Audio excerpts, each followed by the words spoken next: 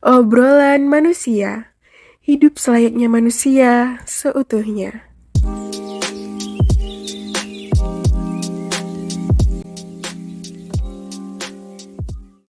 Di era digital kayak gini, banyak banget dampak positif dan negatif di sekitar kita. Banyak juga informasi yang berseliweran dan kadang dengan mudahnya terserap tanpa tahu apakah informasi tersebut bisa dipertanggungjawabkan kebenarannya. Banyak banget orang-orang atau para influencer di sosial media yang mulai speak up terkait isu-isu terkini. Salah satunya mengenai mental health atau kesehatan mental. Sebenarnya apa sih kesehatan mental itu sendiri? Apa aja penyebab dan dampaknya? Terus, seberapa penting sih kesehatan mental sampai-sampai banyak orang yang mulai sadar dan aware dengan kondisi mentalnya? Terus kalau emang sepenting itu, apa ada cara untuk menjaga kesehatan mental? Halo, aku Zakira Kuserawati, mahasiswi semester 3 Prodi Psikologi dari Universitas Islam Negeri Maulana Malik Ibrahim Malang. Di podcast kali ini, kita akan ngomongin soal serba-serbi kesehatan mental beserta stigma masyarakat Indonesia mengenai isu kesehatan mental dan gimana sih cara menjaga kesehatan mental ala Rasulullah. Sebelum memasuki pembahasan, kita coba untuk tarik nafas dalam dan buang secara perlahan. Siapkan telinga, hati, dan pikiran. Cari tempat dan posisi paling nyaman, karena sebentar lagi pembahasan akan dimulai. Sebelum jauh memasuki definisi kesehatan mental, sebenarnya definisi sehat itu apa sih? Menurut WHO sendiri, definisi sehat mengandung 3 karakteristik, yakni merefleksikan perhatian seseorang sebagai manusia, memandang sehat dalam konteks internal dan eksternal, serta sehat diartikan sebagai hidup yang kreatif dan produktif.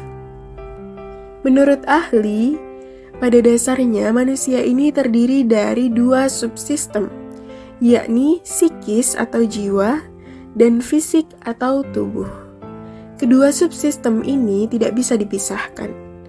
Di saat tertentu, manusia dapat mengalami gangguan, baik gangguan secara fisik maupun secara psikis.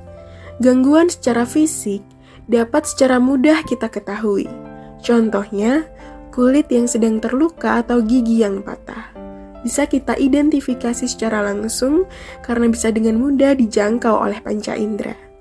Sedangkan kalau gangguan secara psikis, pada dasarnya bisa diketahui dan diidentifikasi apabila kita paham akan gejala-gejalanya. Contohnya saja, gejala atau hal apa yang bisa diamati dari orang yang sedang stres, sedang depresi, atau sedang cemas. Nah, pemahaman-pemahaman inilah yang kita perlukan untuk sadar dan aware bahwa ada keadaan sakit maupun sehat pada fisik dan mental manusia. Terus, definisi kesehatan mental itu apa? Definisi kesehatan mental menurut Piper dan Uden adalah ketika seseorang memiliki perasaan positif terhadap dirinya, memiliki pemikiran yang realistis, serta mampu menerima kelebihan dan kekurangan yang ada pada dirinya, mampu menghadapi dan menyelesaikan masalah-masalah dalam hidup, serta memiliki kepuasan dalam kehidupan bersosial dan memiliki kebahagiaan dalam hidupnya. Tapi kalau menyinggung soal hubungan antara kesehatan fisik dan kesehatan mental, para ahli juga memaparkan bahwa ada keterkaitan antara keduanya.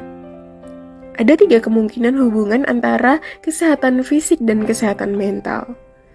Yang pertama, orang yang fisiknya sedang tidak fit atau sedang sakit atau sedang ada gangguan dan ada masalah, biasanya akan berimbas pada mentalnya. Apa ada orang yang sedang sakit tipes tapi terlihat sangat ceria dan bahagia? Kan enggak ya? Biasanya mereka akan terlihat lemah dan tidak bersemangat. Mengalami tekanan dari fisik, ini akan berakibat pada mental manusia. Kemudian yang kedua, sakit fisik yang diderita biasanya gejala dari adanya gangguan mental. Ketiga, antara fisik dan mental ini saling berketerkaitan atau saling bergantung. Jika ada gangguan secara fisik yang tidak segera diobati, ini akan menimbulkan gangguan mental juga. Dan biasanya hal tersebut malah memperparah kondisinya secara fisik.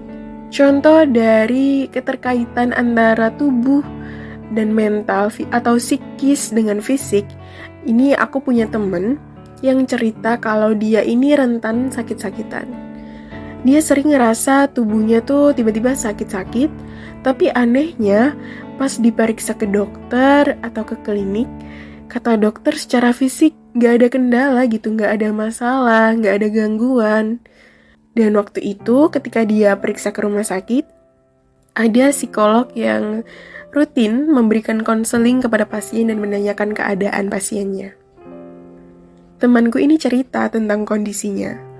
Terus psikolognya bilang bahwa rasa sakit yang tiba-tiba dirasakan ini bisa saja menjadi bentuk bahwa banyak sakit psikis yang tidak pernah dikeluarkan. Lelah secara mental yang dipendam lama-kelamaan akan berdampak pada kesehatan secara fisik. Aku juga ingat kalau dosenku juga pernah bilang bahwa kumpulan emosi negatif seperti marah, sedih, kecewa, jadi itu adalah emosi negatif yang seperti sampah. Kalau tidak rutin kita keluarkan, tidak rutin kita buang, tidak rutin kita lepaskan, maka sampah itu akan menumpuk terus-terusan di dalam diri kita. Gak bisa dibayangin ya, gimana jadinya kalau emosi negatif itu, sampah-sampah itu, terus-terusan ada dalam diri kita. Selayaknya bom waktu yang bisa meledak kapan saja. Apalagi di era digital kayak gini ya, di mana informasi bisa diakses dengan mudah. Bahkan kita bisa melihat kehidupan orang lain hanya dengan modal rebahan. Kondisi pandemi juga seakan mendukung era digital untuk menjadi media utama dalam berkomunikasi. Di mana dengan di rumah aja, kita bisa dengan mudah tahu segalanya yang terjadi di dunia luar. Secara nggak langsung, era digital dan pandemi menyumbang pengaruh positif dan negatif terhadap kehidupan manusia, khususnya di bidang kesehatan, baik kesehatan mental maupun kesehatan fisik. Di Indonesia sendiri, bukti bahwa pandemi menyumbang pengaruh pada kesehatan mental itu terjadi pada Oktober 2020. Salah satu situs dokter spesialis jiwa memberikan pertanyaan kepada pembaca mengenai kesehatan jiwa atau kesehatan mental. Hasilnya, terdapat 5.661 partisipan yang sebagian besar mengalami depresi selama masa pandemi. Sebanyak 32% mengalami masalah psikologis dan 67,4% memiliki gejala cemas. Hal yang perlu disayangkannya lagi adalah partisipan yang mengalami masalah kesehatan mental ini sebagian besar berusia di bawah 30 tahun, di mana usia tersebut merupakan usia-usia produktif yang seharusnya mereka bisa mengembangkan diri dan berkarya. Namun, sebelum pandemi, kondisi kesehatan mental di Indonesia cukup mengkhawatirkan. Pasalnya, menurut Riskesdas atau data riset kesehatan dasar pada tahun 2018 menyatakan bahwa lebih dari 19 juta penduduk berusia 15 tahun mengalami gangguan emosional dan lebih dari 12 juta penduduk berusia lebih dari 15 tahun mengalami depresi. Itu artinya, Indonesia memiliki prevalensi sekitar 1 dari 4 penduduk yang mengalami gangguan jiwa atau gangguan kesehatan mental. Sekitar 20% populasi penduduk Indonesia memiliki potensi gangguan jiwa. Apalagi, fasilitas yang belum memadai, seperti minimnya tenaga ahli. Selain itu, stigma masyarakat yang masih memandang tabu masalah gangguan jiwa membuat orang yang didiagnosis mengalami gangguan kesehatan mental oleh ahli sering merasa didiskriminasi. Stigma masyarakat mengenai kesehatan mental yang masih menganggap bahwa kurangnya ibadah atau kurangnya pemahaman agama, bahkan sampai mungkin ada orang yang jahil yang ingin berbuat tidak baik ke kamu. Kita pasti pernah dengar kan hal-hal yang kayak gini. Kalau misalkan ada orang di sekitar kita yang memberanikan diri untuk pergi ke psikolog atau psikiater atau ke tenaga ahli untuk memeriksakan kondisi mentalnya, pasti ada orang tua yang bilang, udah bawa aja ke orang pintar, pasti sembuh itu. Atau makanya kencengin lagi ibadahnya. Tapi yang lebih parah, kalau sampai dianggap gila bahkan sampai dikucilkan. Hal ini mengakibatkan orang yang mengalami gangguan mental atau gangguan kesehatan mental ini takut untuk memeriksakan dirinya ke tenaga ahli karena takut dicap stigma oleh masyarakat, dicap gila, tidak diterima, atau bahkan diasingkan. Tapi kayaknya pandemi ini memang membawa pengaruh buruk dan baik ya bagi kehidupan.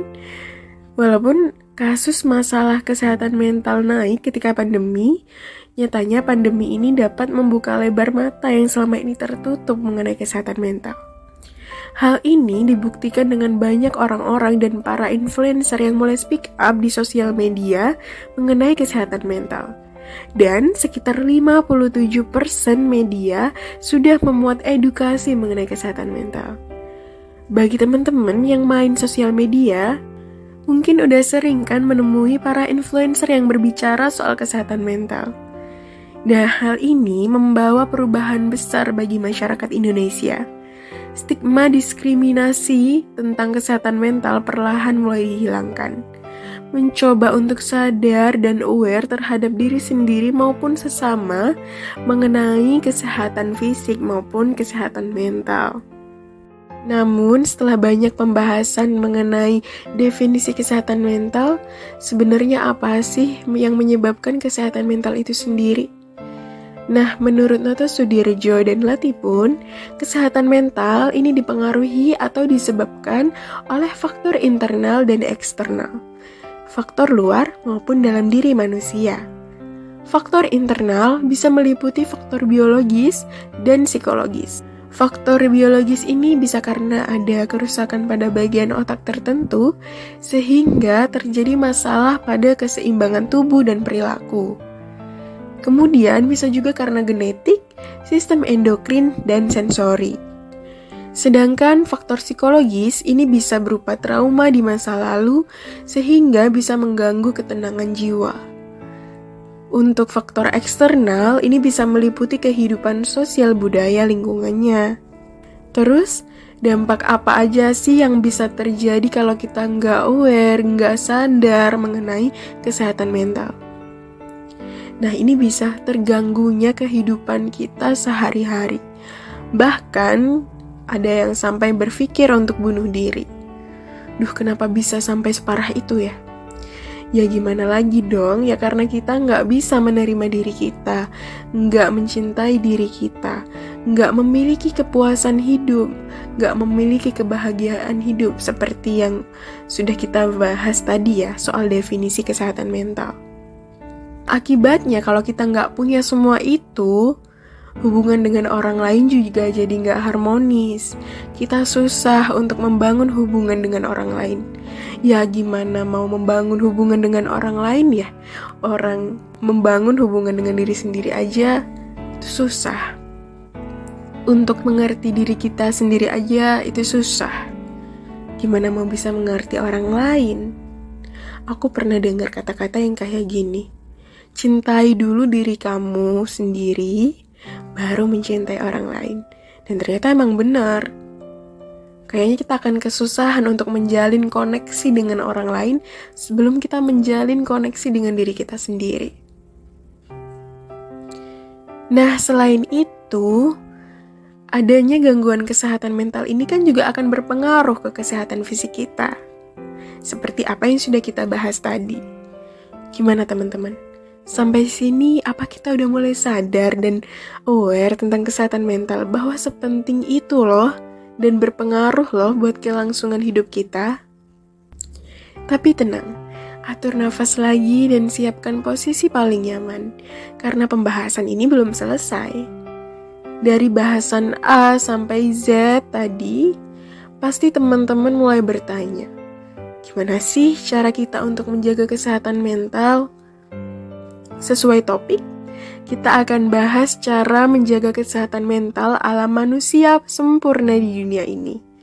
Manusia yang memiliki akhlak yang mulia, tutur kata dan tingkah lakunya menjadi panutan dan menjadi kecintaan bagi manusia lainnya, khususnya bagi umat Islam. Siapa lagi kalau bukan Rasulullah? Sebelum membahas gimana sih cara Rasulullah menjaga kesehatan mental, kalian juga pasti bertanya-tanya kan? Emangnya dulu udah ada ya isu kesehatan mental? Jangan salah. Kalau misalkan kita ibaratin zaman sekarang nih, di zaman dulu Rasulullah itu udah kayak influencer yang udah banyak follower. Rasulullah sering banget bagiin postingan soal kesehatan di sosial media, termasuk kesehatan mental. Nah, berdasarkan postingan yang dikutip di hadis riwayat Ibnu Majah, Rasulullah pernah bersabda bahwasanya tidak ada salahnya seseorang memiliki kekayaan asalkan dia tetap bertakwa. Akan tetapi, bagi orang yang bertakwa, kesehatan itu lebih baik daripada kekayaan. Selain itu, hati yang bahagia adalah bagian dari kenikmatan surga. Duh, gimana nih, menyentuh banget kan postingan dari Rasulullah ini? Seolah-olah nge-reminder kita bahwa ya kesehatan itu lebih penting dari segalanya, bahkan diibaratkan seperti bagian dari kenikmatan surga. Selain itu, Rasulullah dalam sabdanya, untuk menjaga kesehatan mental itu diperlukan rasa aman dan tidak meminta-minta. Loh, maksudnya gimana sih? Jadi kalau kita artikan di zaman sekarang, rasa aman ini ketika kita tidak terlalu khawatir dalam hidup kita. Apalagi terlalu mengkhawatirkan hal yang belum tentu terjadi, seperti khawatir di masa depan itu seperti apa, kita mau jadi seperti orang yang bagaimana, dan lain sebagainya. Karena rasa khawatir ini nantinya bisa memicu rasa cemas, sedih, overthinking, dan sebagainya. Kalau ini sudah berlebihan, bisa menimbulkan perasaan-perasaan yang tidak nyaman, ataupun emosi-emosi negatif lain. Nah, kalau emosi-emosi negatif ini kita pendam terus-terusan, seperti apa yang sudah kita bahas sebelumnya, seperti sampah yang bisa meledak kapan saja. Aku pernah dengar ceramah dari salah satu ustadz favoritku yang bilang, kenapa kita masih mengkhawatirkan kehidupan kita? Sedang kita punya Tuhan yang sudah mengatur kehidupan kita bahkan jauh sebelum dunia diciptakan. Nah, ini keren banget ya. Kita jadi ingat, wah iya ya, kenapa kita terlalu cemas? Kenapa kita terlalu khawatir dengan kehidupan kita? Sedangkan Tuhan kita punya Tuhan gitu ya, yang sudah mengatur kehidupan kita bahkan jauh sebelum bumi dan seisinya ini diciptakan. Sedangkan maksud tidak meminta-minta ialah bahwasanya diri kita sudah merasa cukup dengan apa yang sudah kita miliki hari ini. Bersyukur atas segala hal yang telah kita dapatkan dan kita lalui hari ini. Kalau kita terus ngerasa kurang, ngerasa nggak cukup, yang kita tahu hanyalah ya terus untuk mencari, untuk mengisi, untuk memenuhi. Sedangkan kita nggak tahu seberapa kapasitas yang kita mau, seberapa kapasitas yang kita butuh. Jadi ya sekeras apapun, wadah itu nggak akan pernah bisa penuh.